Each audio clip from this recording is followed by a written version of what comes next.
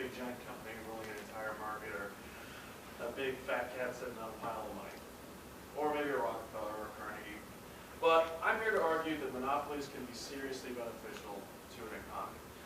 This presentation was given at my Econ 200 class. We were tasked with taking a concept we had learned in the book and making an argument, whatever it may be. And I wanted to make the argument that monopolies, when practically put in, and when put into industries and markets where product differentiation is basically no product differentiation whatsoever, that they can be seriously beneficial, that they can help stabilize the market. But first, I want to try and define monopoly. And the monopoly, in its basic sense, is a company that operates with the entirety or the majority of its consumer base consuming only its products and services. Now, what this means is that monopolies basically operate with the assumption that people are always going to use their products. Quick show of hands, how many of you guys use Bing, the search engine, at all? Okay, how many of you guys use Google?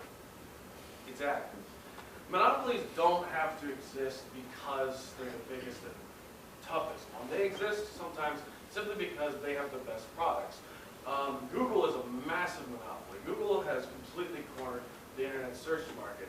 Another big example is Microsoft. Microsoft, even though their main competitor is Apple, still dominates in every other aspect of the industry.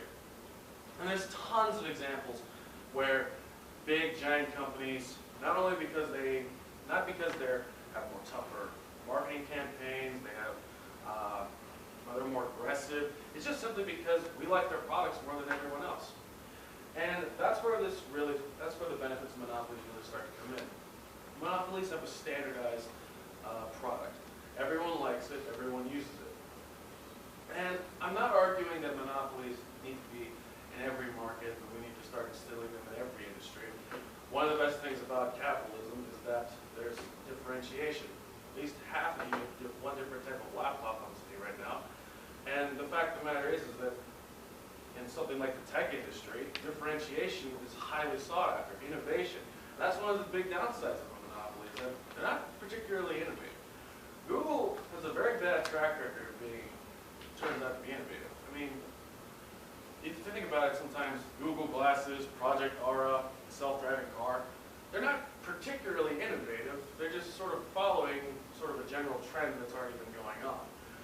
But suppose, for instance, you were to take something like Monopoly and put it in the dairy industry or the medical field or what have you. If you go to the grocery store and you look at two different gallons of jugs of milk, they're exactly the same thing. They're just a different label. And the argument I'm making here is that statistically over time, there's a lot of consumer benefits to come with instilling monopolies or allowing monopolies to grow in industries where product differentiation is essentially not there at all. One of the biggest things is stability. In a standardized market where you have a lot of companies competing against each other, what happens is that companies waste a lot of time and effort in marketing campaigns and differentiation campaigns, R&D, that sometimes really isn't strictly necessary. And what that does is it essentially takes consumer benefits away from the consumer just so they can try and outdo the guy next to them. With Monopoly, they don't have that problem at all. Monopolies don't need a marketing campaign because they're the only company in the room. Monopolies don't need big fancy R&D departments because essentially they're just making the same product over and over again. They're more stable in the market because they're the only one there. They don't have to worry about their consumer base shifting to one company or shifting back. They're so much more efficient than a normal industry. In a normal industry, you'll have multiple companies. All of them will have their own CEOs, their own vice president, their own board of directors. All of them earning boatloads of money. In a monopoly, you're only going to have one CEO. You're only going to have one board of directors. You're going to have total access to the entire resources of that industry. And you also have consumer benefits towards price.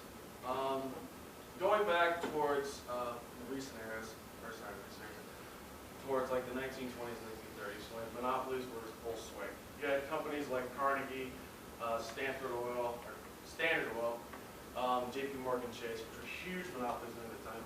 Monopolies had the ability to lower prices basically to the point where they could undercut the possibility of anyone even possibly being able to do business in the industry. Standard Oil's tactic was to lower the price of oil to the point that no other company could even have the ability to sell oil in them. And so therefore, consumer benefits were that they got the cheapest gas, or at that time, kerosene gas, that they could put in their car at the time. Historically, monopolies have been always successful, in the good times and the bad times. And this is where the biggest benefit I want to touch on about monopoly is that monopolies stabilize the market through the good times and the bad times. During the 1920s and during earlier 1910s, there was actually a little bit of a stock crash in the railroad industry. A couple of the big railroad companies at the time, basically stockholders lost interest in them basically overnight, and the market crashed. Railroad companies went up in flames all over. There was riots, there was big protests, but to the average American, they didn't feel a thing. And the reason was that Vanderbilt at the time, who had the largest monopoly on railroads, basically was able to push through that stock crash with no problems at all. In fact, after the stock crash, he bought out all of his old competitors and then turned them into Vanderbilt trains. Moving forward even into Standard Oil and Carnegie and JP Morgan Chase.